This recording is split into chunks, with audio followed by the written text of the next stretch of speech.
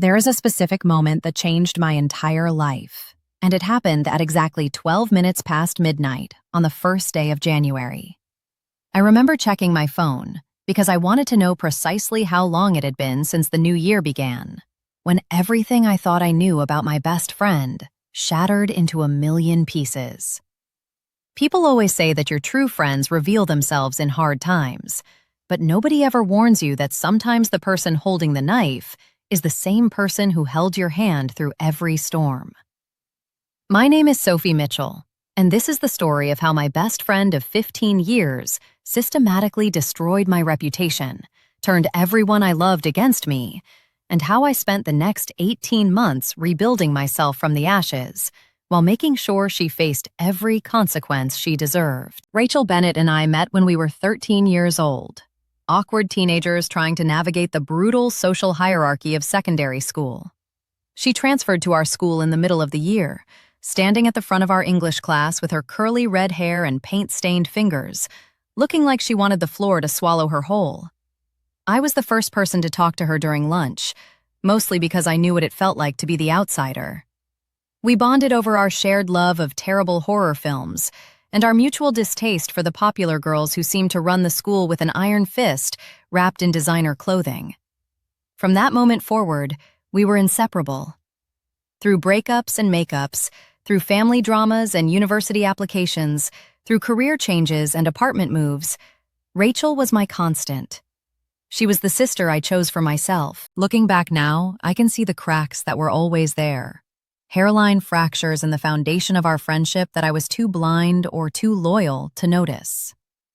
Rachel had a way of making everything about herself, of turning my moments of celebration into opportunities to discuss her struggles. When I got promoted at 24, becoming one of the youngest senior marketing executives at my firm, Rachel spent our celebratory dinner talking about how unfair it was that creative careers never paid well. When I started dating Daniel, the kindest and most grounded man I had ever met, Rachel suddenly had endless stories about how difficult it was to find someone genuine in the dating world. I dismissed these patterns as Rachel simply needing support, as her being comfortable enough with me to share her feelings. I never considered that what I interpreted as vulnerability might actually be resentment dressed in the clothing of friendship. The New Year's Eve party was supposed to be a celebration of everything good in our lives. I had just closed the biggest account of my career, a multi-million-pound contract with a luxury hotel chain that would secure my position at the firm for years to come. Daniel and I had been together for nearly 3 years, and I had a feeling that a proposal was coming soon, based on the way he had been acting lately. Secretive phone calls and quickly closed browser tabs whenever I walked into the room. Rachel had been offered a photography exhibition at a small but respected gallery in Shoreditch, her first real break after years of struggling. Everything seemed to be falling into place for all of us. I hosted the party at my flat in Islington, a 2-bedroom space that had taken me years of saving to afford. Daniel helped me decorate, stringing fairy lights across the ceiling and arranging flowers that Rachel had insisted on bringing over the day before.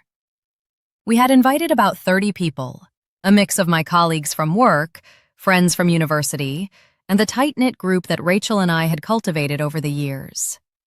Chloe was there, along with her new boyfriend, Marcus. My colleague James came with his wife.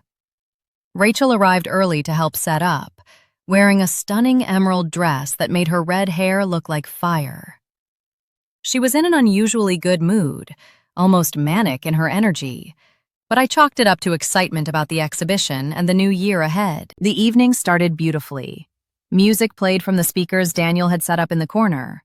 Champagne flowed freely. Laughter echoed off the walls as old friends reconnected and new acquaintances found common ground.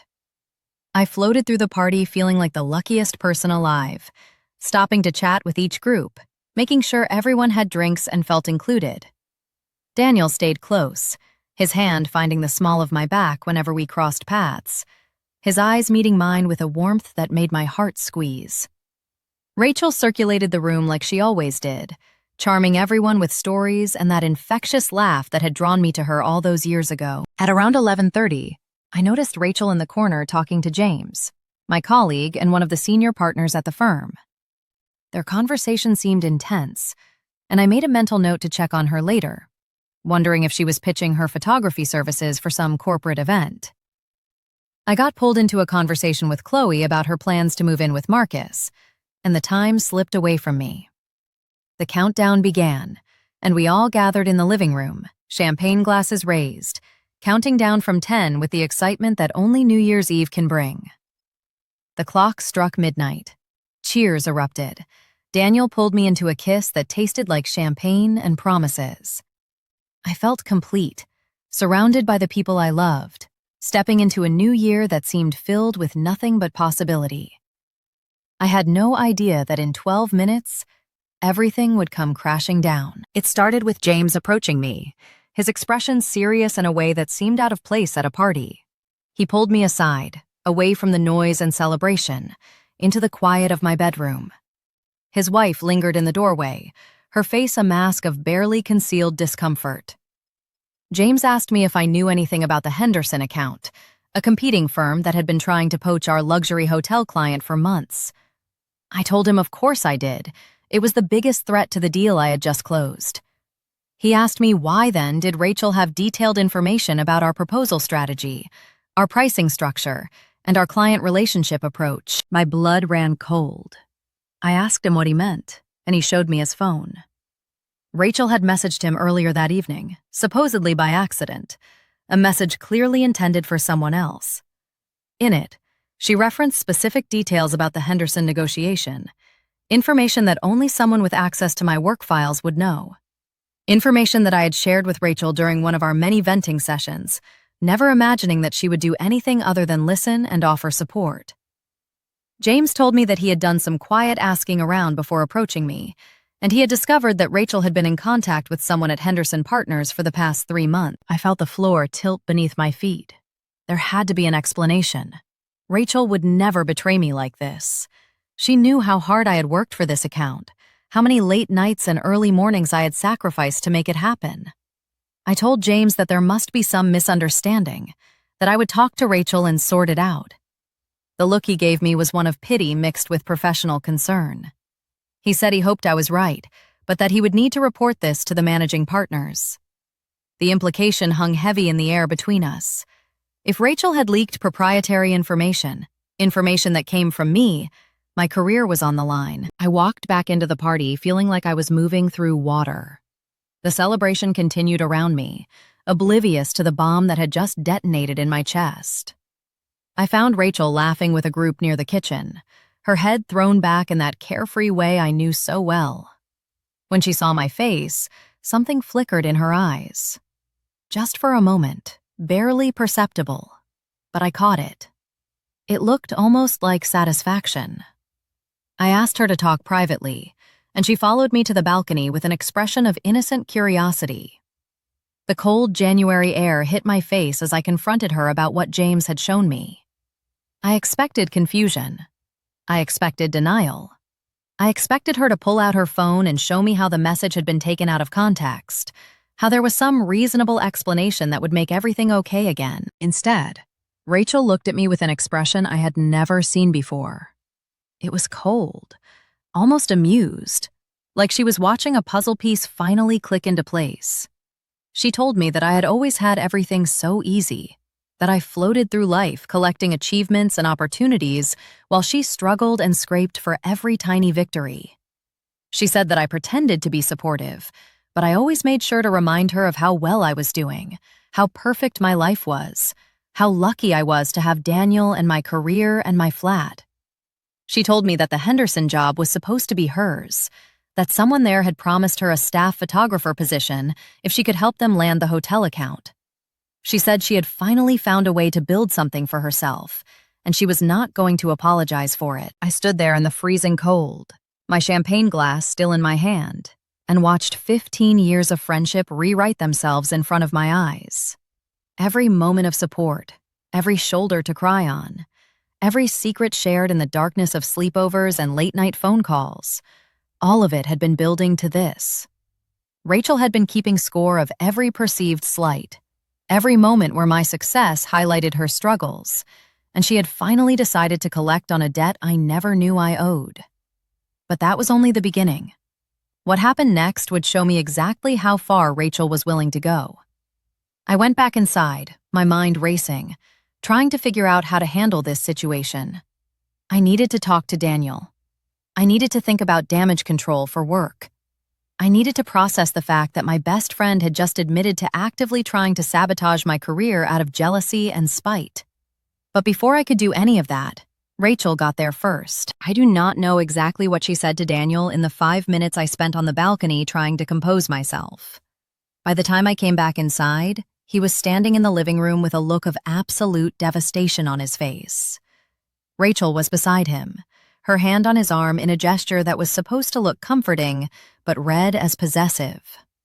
Several of our friends had gathered around, drawn by the drama unfolding in the middle of what was supposed to be a celebration. Daniel asked me if it was true. His voice was quiet, controlled in that way he got when he was trying very hard not to fall apart. I asked him if what was true, genuinely confused because the conversation on the balcony had been about work, not about us. Rachel answered before I could make sense of the situation. She said she was so sorry, that she had not meant for it to come out like this, but she could not let Daniel go into another year without knowing the truth. She said that I had been seeing someone else for the past 6 months, a man from work named Thomas, and that she had been covering for me because she did not know what else to do. The room went silent. I felt every eye turn to me, waiting for my response. And in that moment, I understood exactly what Rachel was doing. She was not just trying to sabotage my career, she was trying to destroy my entire life, every relationship and foundation I had built.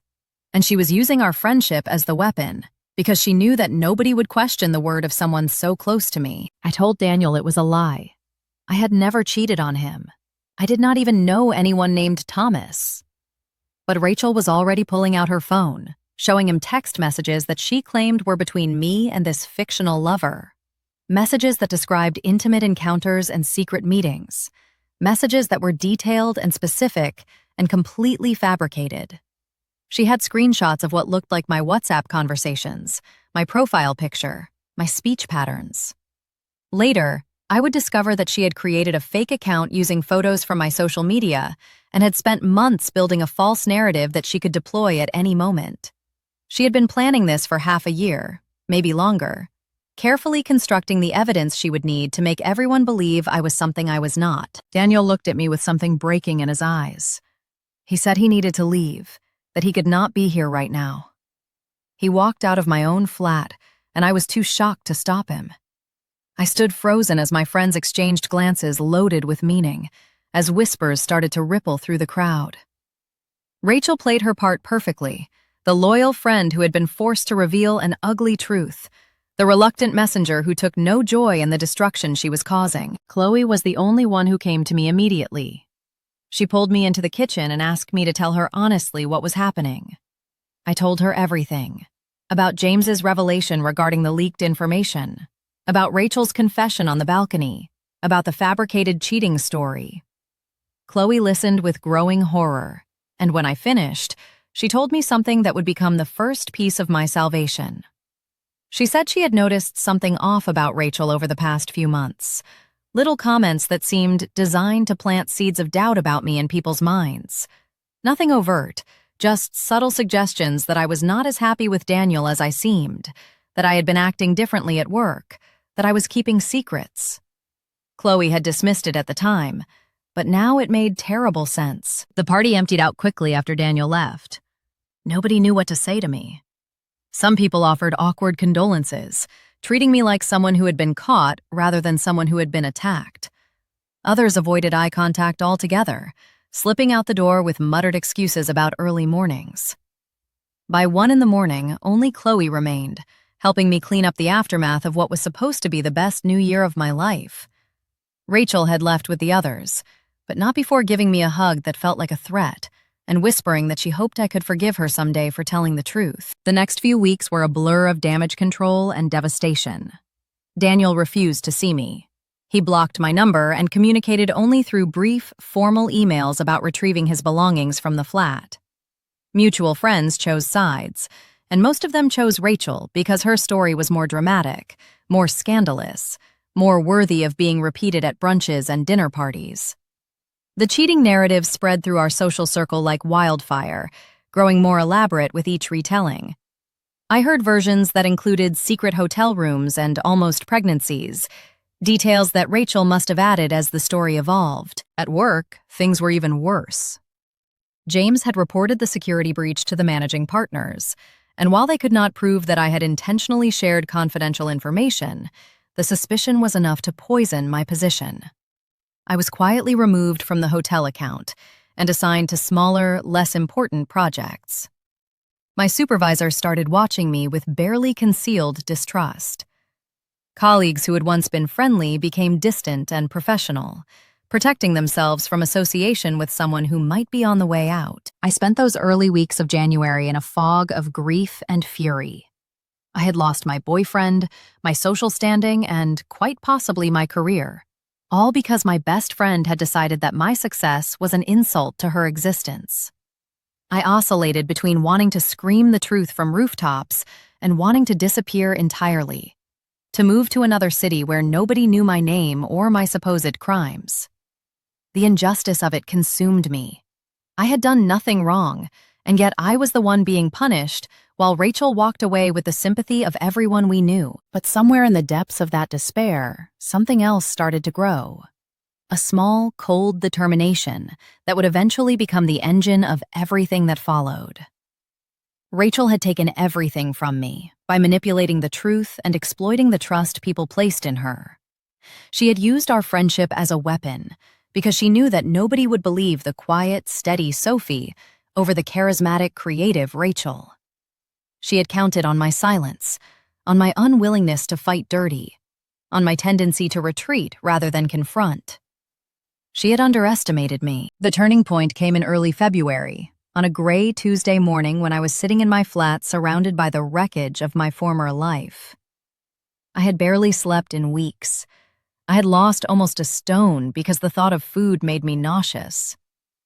I was scheduled to meet with HR that afternoon to discuss my future at the company, a meeting that felt more like a sentencing hearing than a professional conversation. I was on the verge of giving up entirely, of letting Rachel win by default, of accepting the version of myself that she had created. And then my phone buzzed with a notification from LinkedIn. Someone named Marcus Chen had viewed my profile. I clicked through idly, not expecting anything important, and found myself looking at the profile of a senior executive at Henderson Partners. The same Henderson Partners that Rachel had been feeding information to. The same company that had promised her a job in exchange for sabotaging my career. Something clicked in my brain. Rachel had admitted to me, on that balcony, that she had a deal with someone at Henderson. She had been so confident that night, so sure that she was untouchable, that she had given me information I could use. She did not know that I had absorbed every word she said despite my shock. She did not know that I had a near-perfect memory when it came to details that mattered. And she certainly did not know that I had spent my entire career building relationships with people in every corner of the hospitality industry. I started to make calls, not to defend myself, not yet. First, I needed to understand exactly what Rachel had done and how deep her betrayal ran. I reached out to Chloe and asked her to pay closer attention to what Rachel said in the weeks ahead, to note any details that might reveal her plan or her accomplices. Chloe agreed without hesitation, still furious on my behalf about what had happened at the party. I contacted a solicitor who specialized in corporate espionage and defamation cases, using the last of my savings to secure an initial consultation. And I started documenting everything, creating a timeline of events that stretched back months, noting every comment and every coincidence that now seemed significant in light of what I knew. The meeting with HR was brutal but clarifying. They were not going to fire me immediately because they lacked sufficient evidence of wrongdoing. However, I was being placed on a performance improvement plan that would give them justification to terminate my employment if I made a single misstep in the coming months. They recommended that I consider my options carefully, which was corporate speak for start looking for another job before we find an excuse to get rid of you. I sat through the entire meeting with my hands folded neatly in my lap, my face a mask of professional concern, while inside I was cataloging every piece of information I would need for the fight ahead. By mid-February, I had gathered enough intelligence to start understanding the full scope of Rachel's scheme. Through careful networking disguised as job seeking, I connected with a junior associate at Henderson Partners who was unhappy with the company culture. Over coffee, he revealed that there had been whispers about a photography contract being promised to someone in exchange for competitive intelligence, but that the arrangement had fallen through when the Henderson bid for the hotel account failed. Rachel's leaked information had not been enough to secure the deal, because the relationship I had built with the client over months of work was stronger than any pricing strategy or proposal document. She had sacrificed our friendship for nothing, but Rachel did not know that her deal had collapsed. She was still operating under the assumption that her photography exhibition was the beginning of a new chapter, that she had successfully stepped out of my shadow and into her own spotlight. I started following her public presence more carefully, noting her social media posts and her networking activities. She was positioning herself as an up-and-coming artist, leveraging the gallery exhibition for press and visibility. She had no idea that the person she had betrayed was watching her every move, collecting evidence, waiting for the right moment to act. The solicitor I hired was a sharp-eyed woman named Priya Sharma, who specialized in reputation cases.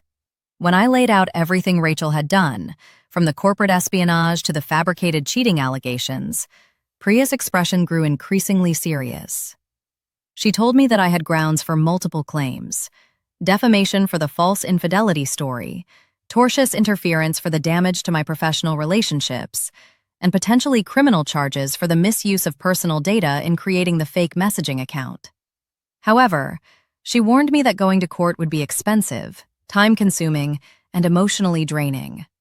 The better approach, she suggested, was to build an airtight case and then give Rachel the opportunity to face consequences through other channels first. I asked Priya what she meant by other channels. She explained that sometimes the most effective justice comes not from courts, but from the systems and communities that people depend on. Rachel's photography career relied on her reputation for authenticity and trustworthiness. Her social standing in our friend group depended on people believing her version of events. Her future prospects hinged on references and relationships she had not yet burned. If the truth came out in the right way, at the right time, to the right people, the consequences would be swift and comprehensive. We began to construct what Priya called a disclosure strategy. The goal was not immediate revenge, but rather the systematic documentation and eventual exposure of Rachel's lies. Every piece of evidence I gathered was cataloged and verified. Every witness to her behavior was quietly interviewed and their accounts recorded. I reached out to former colleagues and ex-boyfriends from Rachel's past, people she had burned bridges with years ago, and I listened to stories that painted a picture of a pattern. Rachel had always been this way, charming and destructive, leaving wreckage behind her wherever she went. I was just the latest victim in a long line of people who had trusted her and paid the price. March brought an unexpected development. Daniel reached out through a mutual acquaintance, asking if we could talk. My heart lurched at the message, torn between hope and self-protection. We met at a neutral coffee shop, both of us looking worse than we had on New Year's Eve. Daniel told me that something had been bothering him about Rachel's story, inconsistencies that had started to nag at him once the initial shock wore off. He asked me directly if I had cheated on him. I looked him in the eyes and told him no, I had never been unfaithful, and I had never even considered it because he was the best thing that had ever happened to me. Daniel was quiet for a long time. Then he told me what had been troubling him. The supposed texts between me and the fictional Thomas included references to places and events that did not line up with reality. One message mentioned a business trip to Manchester that I had apparently used as cover for a secret meeting, but Daniel knew that I had video called him from my hotel room every night of that trip. Another referenced a restaurant where Thomas and I had supposedly had a romantic dinner, but Daniel had checked, and the restaurant had been closed for renovation during that entire month. Small details, but they accumulated into a pattern that made the entire story seem fabricated. I showed Daniel the evidence I had gathered, the LinkedIn connection to Henderson Partners, the testimony from Chloe about Rachel's subtle campaign to undermine me. the pattern of behavior documented by people from Rachel's past. As Daniel absorbed the information, I watched understanding replace the hurt in his expression. He had spent 2 months believing that the woman he loved had betrayed him, and now he was realizing that he had been manipulated just as surely as everyone else. Daniel apologized. He said he should have trusted me, should have given me a chance to explain before walking away. I told him that Rachel had spent months laying the groundwork for that moment, creating a context in which her accusation would seem credible. He had reacted exactly as she intended him to react. The blame did not belong to him. It belonged entirely to the person who had engineered the situation. We did not get back together that day. Too much had happened, and trust needed to be rebuilt slowly. But we agreed to stay in communication, to support each other through what was coming. Because by that point, I had a plan, and Daniel wanted to be part of it. April was when the photography exhibition opened, the one that Rachel had been promoting for months. The gallery in Shoreditch was small but well-respected, the kind of place where emerging artists launched careers that eventually led to major collections and museum shows. Rachel had positioned this as her breakthrough moment, the beginning of the recognition she had always deserved. She sent invitations to everyone she knew, including me, which felt like either arrogance or a test to see if I would dare to show my face. I did not attend the opening night. Instead, I watched from a distance as Rachel basked in attention and praise, as she charmed gallery owners and potential buyers, as she built the foundation of the career she had betrayed me to achieve. But I was not idle. In the weeks before the exhibition, I had been in contact with the gallery owner, a perceptive woman named Eleanor, who had built her reputation on showcasing authentic artistic voices. I had not told Eleanor the full story yet. I was waiting for the right moment. That moment came 3 weeks into the exhibition's run. Eleanor called me to discuss the concerns I had raised in my initial outreach, and I met her at the gallery after hours with a folder of documentation. I explained who I was, my connection to Rachel, and what had happened on New Year's Eve. I showed her the evidence of the fabricated cheating allegations, the corporate espionage, the pattern of manipulation that stretched back years. Eleanor listened with growing alarm, asking questions that revealed her own suspicions about Rachel's authenticity. What Eleanor told me next changed everything. She said that she had noticed inconsistencies in Rachel's portfolio, images that seemed stylistically different from her current work. She had dismissed it initially as artistic evolution, but now she wondered if something more troubling was at play. I suggested that she might want to verify the provenance of some of Rachel's most impressive pieces, the ones that had convinced the gallery to give her a show in the first place. Eleanor agreed to investigate. 2 weeks later, Eleanor contacted me with what she had found. 3 of the photographs in Rachel's portfolio, including the centerpiece of the exhibition, had been stolen from a photographer in Manchester who had died 4 years earlier. Rachel had acquired them somehow, perhaps through an estate sale or a mutual connection, and had passed them off as her own work. The forgery was sophisticated, but not undetectable, and once Eleanor started looking, she found other examples of appropriated work scattered throughout Rachel's supposed oeuvre. The emerging artist whose career was finally taking off was built on a foundation of theft and lies. Eleanor withdrew Rachel's exhibition immediately. The gallery issued a statement explaining that serious concerns had been raised about the authenticity of the work and that they were conducting an investigation. The art world, small and gossip-hungry, exploded with speculation. Rachel's name became synonymous with fraud in a matter of days. Former collaborators came forward with their own stories of manipulation and stolen credit. The career that was supposed to cement her place in the creative world crumbled before it had properly begun. But I was not finished. The photography scandal was satisfying, but it did not address the personal destruction Rachel had caused. She had taken my reputation, my relationship, and nearly my career. She needed to face consequences for all of it. In May, I made my move on the social front. I had spent months cultivating relationships with people in our friend group, not to badmouth Rachel, but simply to be present and consistent. While Rachel was distracted by the gallery drama, I was quietly rebuilding trust with people who had believed her lies. I never pushed my version of events. I simply showed up, was reliable, and let people draw their own conclusions about who I actually was versus who Rachel had claimed I was. Chloe played a crucial role during this period. She started asking pointed questions in group settings, questions that forced Rachel to repeat her accusations in front of people who could now verify details. When Rachel claimed that I had confessed my affair to her on a specific date, Chloe casually mentioned that she had been with me that entire day, and I had never said anything of the sort. When Rachel described the hotel where I had supposedly met Thomas, someone pointed out that the hotel had been closed for a private event that weekend. Small cracks in the story became visible cracks, and once people started looking, they found more. By early June, the tide had turned dramatically. Several friends reached out to apologize for believing Rachel without questioning her story. Others admitted that they had always felt something was off, but had been afraid to challenge the prevailing narrative. The social consequences that Rachel had designed for me were slowly and surely transferring to her. People stopped inviting her to gatherings. Messages went unanswered. The community she had poisoned against me was now shunning her with the same enthusiasm. But there was still the matter of my career. The damage Rachel had done at my firm was not erased by social rehabilitation. I was still on a performance improvement plan, still viewed with suspicion by senior leadership, still fighting for a future that had once seemed secure. This was where Daniel's help became invaluable. Daniel worked in technology, and he had skills that I lacked. With my permission and the guidance of my solicitor, he analyzed the fake messaging account that Rachel had used to fabricate evidence of my affair.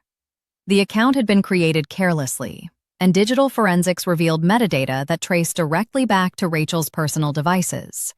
We also discovered that Rachel had accessed my cloud storage without authorization, using login credentials I had shared with her years ago when we were practically living in each other's pockets. The evidence of her intrusion was preserved in logs that she had not known existed. Armed with this information, I requested a meeting with the managing partners at my firm. I came prepared with a full briefing package, the evidence of Rachel's connection to Henderson Partners, the proof that she had fabricated the infidelity allegations, the documentation of her unauthorized access to my personal accounts. I also brought statements from people at Henderson who confirmed that Rachel had approached them with an offer to provide competitive intelligence in exchange for employment. I laid out the case methodically, showing how I had been the victim of a coordinated attack by someone who had exploited our friendship for personal gain. The partners listened in silence. When I finished, the senior managing partner told me that this put things in a very different light. He asked for time to review the evidence and consult with the firm's legal counsel. I agreed and left the meeting with my head held high for the first time in months. 3 days later, I was called back into the conference room. The managing partners apologized formally for the way I had been treated during the investigation. They removed the performance improvement plan from my file and restored me to my previous position on the hotel account, which had been successfully retained despite the attempted sabotage. They also informed me that they would be pursuing legal action against Rachel for corporate espionage, and that they expected me to cooperate as a witness. The legal process was long and tedious, but the outcome was everything I could have hoped for. Rachel was found liable for tortious interference and ordered to pay damages to the firm. She was also required to issue a public apology for the defamatory statement she had made about me, a requirement that she initially fought but eventually accepted when faced with the alternative of a more extensive judgment. The apology was stilted and clearly written by her solicitor, but it was public and permanent, a record that would follow her whenever anyone searched her name. The personal reckoning came last and was, in many ways, the most satisfying. On the 1-year anniversary of the New Year's Eve party, I hosted another gathering in my flat. The guest list was different this time. The people who had stood by Rachel were conspicuously absent, their places taken by friends old and new who had earned my trust through their actions over the preceding year. Daniel was there, no longer my ex, but once again my partner, our relationship rebuilt on a foundation of honesty and mutual support. Chloe brought Marcus, now her fiancé. Colleagues from work came to celebrate both the new year and my formal promotion to partner, an advancement that had been accelerated by my handling of the Henderson situation and the hotel account. Rachel was not invited, but she made her presence known anyway. At exactly midnight, my phone buzzed, with a message from an unknown number. The text was long and rambling, a mix of apology and accusation that revealed Rachel's inability to accept responsibility for what she had done. She claimed that I had ruined her life, that the consequences she faced were disproportionate to her actions, that I had always been the golden child who never had to struggle for anything. She accused me of orchestrating her downfall out of spite rather than justice. I read the message once, then deleted it without responding. I had spent a year consumed by what Rachel had done to me, and I had no intention of giving her a single moment more. The consequences she faced were not my creation. They were the natural result of her own choices, dominoes she had set up herself that had finally stopped falling. I had simply ensured that the truth became visible to the people who needed to see it. 18 months after the worst night of my life, I stood on the same balcony where Rachel had confessed her betrayal, looking out at the London skyline as fireworks painted the sky. Daniel's arms were around me, warm and steady. Inside, friends laughed and celebrated. The year ahead felt full of possibility in a way that the previous one never had. Rachel's current situation was a matter of public record. The art fraud scandal had effectively ended her photography career. The legal judgment had drained her finances. The social rehabilitation I had undergone had been matched by her social exile. She had moved out of London, according to mutual acquaintances, returning to her hometown to live with her parents while she tried to figure out what to do with the wreckage of her life. Some people felt sorry for her. I was not one of them. What Rachel never understood, and what I learned through the hardest year of my life, was that betrayal has a cost. Not just to the person being betrayed, but to the betrayer themselves. Every lie creates a vulnerability. Every manipulation requires maintenance. Every burned bridge eliminates a path of retreat. Rachel had spent years building a facade of success on a foundation of theft and deceit. And when that foundation cracked, there was nothing underneath to catch her fall. I, on the other hand, had discovered something valuable in the ruins of our friendship. I learned that I was stronger than I had ever believed, capable of fighting back against injustice without losing myself in the process. I learned that the people who truly mattered would eventually see the truth, even if it took time and evidence to cut through the lies. I learned that revenge, properly executed, was not about destroying the other person. It was about ensuring that their actions had consequences, while you rebuilt your own life into something better than before. The last thing I want to say is this. If you are watching this and you have been betrayed by someone close to you, someone you trusted with your secrets and your vulnerabilities, I want you to know that it is not your fault. The ability to trust is not a weakness. It is a strength that some people will exploit, but that does not mean you were wrong to offer it.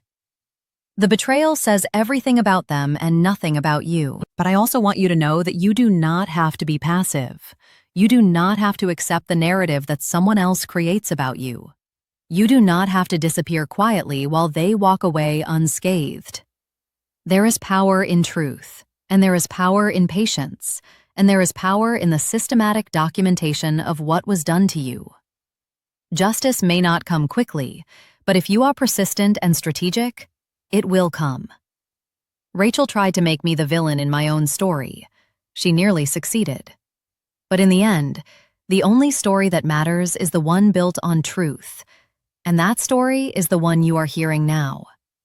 The villain was never me. The villain was the person who smiled at my New Year's Eve party while planning my destruction, who weaponized 15 years of friendship, who mistook my kindness for weakness and my trust for stupidity. She knows better now. And if she is watching this, I hope she understands that I did not do this to hurt her. I did this because what she did was wrong, and wrong things should have consequences. That is not cruelty. That is justice. And justice, unlike Rachel's accusations, is built on a foundation that does not crumble under scrutiny. Happy New Year.